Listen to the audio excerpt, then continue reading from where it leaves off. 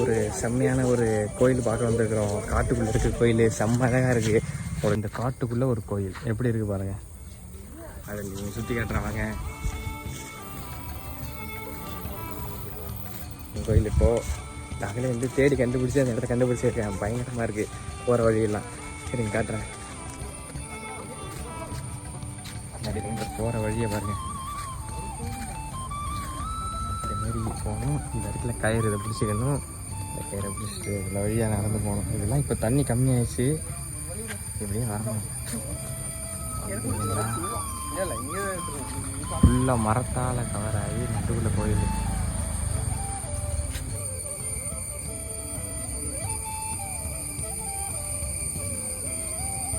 பாருங்க, இதோட அழகை ரசிக்கிறதுக்கு உங்களுக்கு ஒரு வாய்ப்பு கிடைச்சிருக்கு. என்னன்னு சொல்லி கொஞ்சம் சொல்லுங்கள். இதான இங்கே உள்ள சர்ப்பக்காவல்.